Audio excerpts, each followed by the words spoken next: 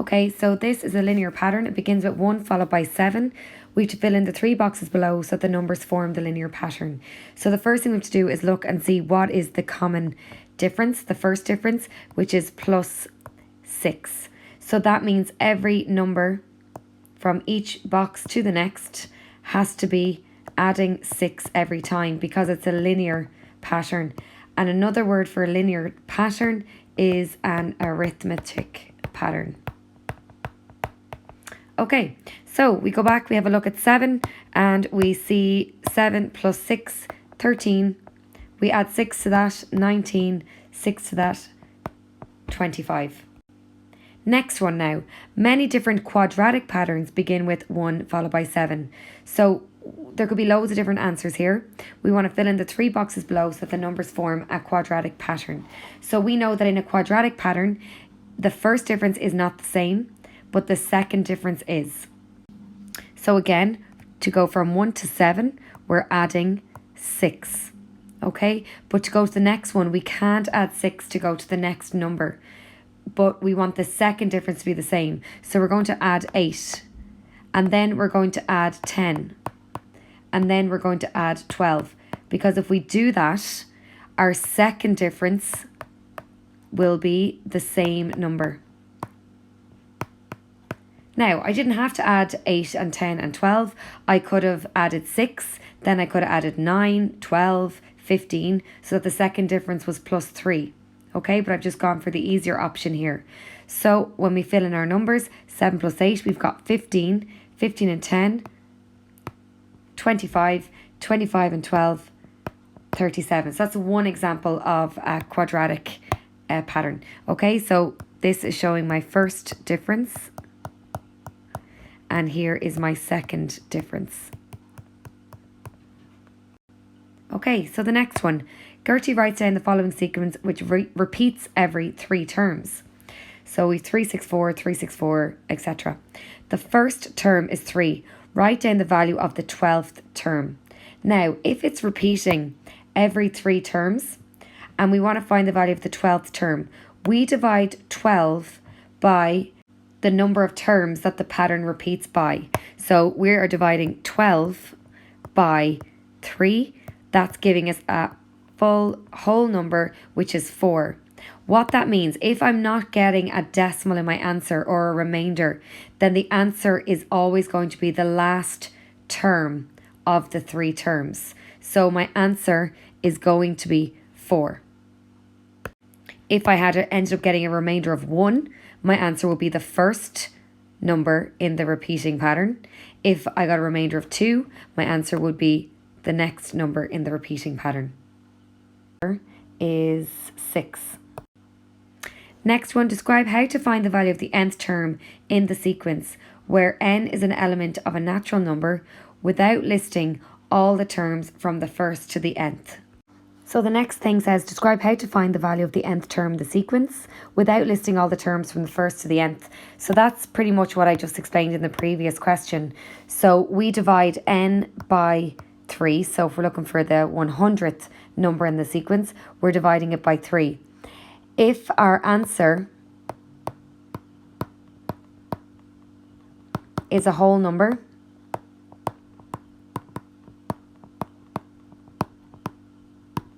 then our term is 4. If we've a remainder of 1, our answer is 3. And if we've a remainder of 2, our answer is 6. Okay, next question. The first 3 stages of our pattern are shown below. Each stage of the pattern is made up of small squares. Each small square is an area of 1 square unit. So we draw the next 2 stages of the pattern. Okay, so this is stage 4 and stage 5. So the perimeter of stage 1 of the pattern is 4 units. The perimeter of stage 2 of the pattern is 12 units. Find a general formula for the perimeter of stage n of the pattern. So I've just written out the first 3 stages. I went back, I had a look at the shapes and I worked out the perimeter. So I looked at the first square and I could see that there's 4 sides to the square. So that means the perimeter of that is 4, like they said. Second stage, I counted around to make sure it was 12. And the third stage was 20. So now what I'm going to do is I'm going to work out the first difference. So I add 8 and I add 8. Okay, so now I've worked out that it's a linear sequence. So I go to my log tables. And on page 22, you'll find the general term for an arithmetic sequence or series, which is this here. Now, A in that formula means my first term. So in this case, A is equal to 4. And D means the common difference, which in this one is equal to 8. I'm not filling in anything for n because I'm finding the general formula. So when you're finding the general formula in stage n, you can't sub anything in for n. So we get Tn is equal to 4 plus n minus 1 multiplied by 8. And then I multiply it in. 4 plus, I'm multiplying 8 by n, and then 8 by minus 1. So 8n minus 8. So Tn, when I collect my like terms, ends up being minus 4 plus 8n. So the next part asks me to find a general formula for the area of stage n of the pattern. So I go back to my pattern and the area is what's covered by the boxes. So I can write out the first 3 stages. 1, 5, 13. So the first thing I'm going to do is I'm going to check, is it a linear sequence? So I get my first difference, plus 4 and plus 8. Okay, so straight away I know that it's not a linear sequence. So I'm going to get my second difference. 4 to 8 is going to be plus 4. Now I still don't know is it a quadratic sequence because I've only got the first 3 terms written there. So I'm going to go back to my pattern and see what the area of stage 4 and stage 5 is. And the next 2 stages are 25 and 41. So I'll continue doing my first difference. So we got plus 12 and plus 16. Then my second difference, I can see there that it's definitely a quadratic sequence because the second difference is constant. Okay, now we want to find a general formula for the area of this pattern. We can't use this formula up here because this is only for the linear sequences. And the formula for the general term of a quadratic sequence is not in the log tables, so you need to know it. It's Tn is equal to an squared plus bn plus c. So in a quadratic sequence, a is equal to the second difference divided by 2. So in this case, a is equal to 4 divided by 2, which is 2. Okay, so we can rewrite Tn as 2n squared plus bn plus c. Now we know that T1 is equal to 1, T2 is equal to 5, T3 is equal to 13, T4 25, and T5 41. So what we're going to do is we're going to sub in T1, so 1 for n, and let it equal to 1. We'll sub in 2 for n, which is T2, let it equal to 5. So I'm just going to clear what I have here so far to show you what I'm talking about.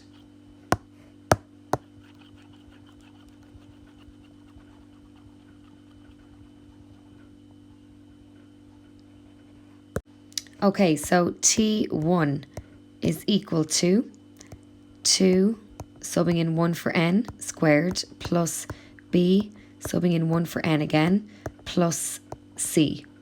And T1 is equal to 1. they're the same thing. So we just write equals 1. Okay, so we'll tidy this up. We end up, 1 squared is 1 times 2. We end up with 2 plus b plus c equals 1. We'll bring the numbers all over to the right.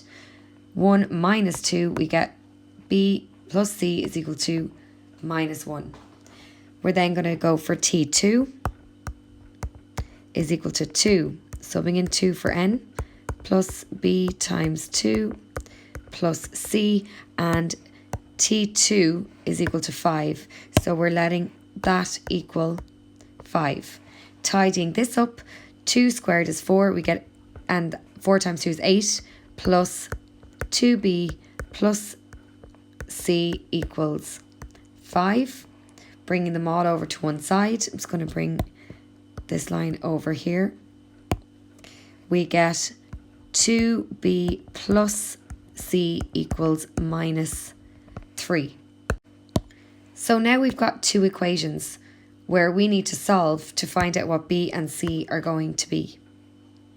So we have equation 1 and this is equation 2 over here.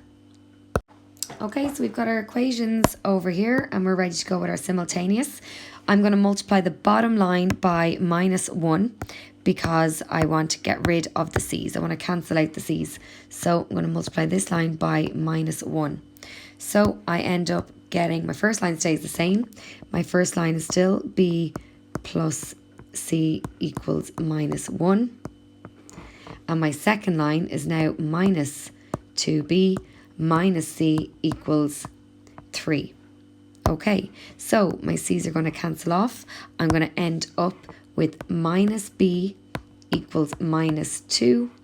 So b is just equal to 2. I'm going to sub 2 back into my first equation. So I'll end up with 2 plus c equals minus 1. So c is equal to minus 3. So now I've solved for a, b and c. So b is here, c is there, and we already know that a was the second difference divided by 2, which was 2.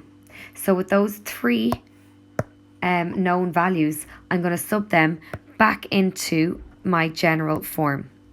So I'll end up with Tn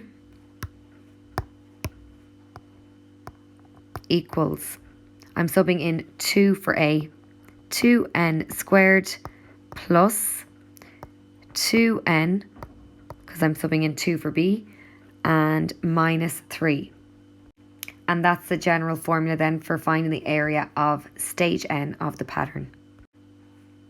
Okay, the next one, what kind of sequence, linear, quadratic, exponential, or none of these do the areas follow? Justify your answer. So I think it's safe to say we know now that it was a quadratic sequence, and the reason is because the second difference was constant. So our pattern for area went 1, 5, 13, 25, 41. So if we just show that our first difference is not the same,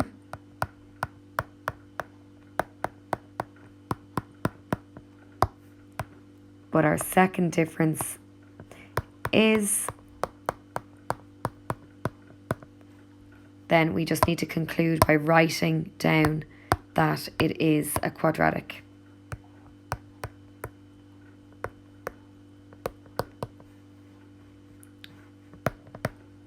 sequence. Okay, and you can just highlight that your second difference is constant.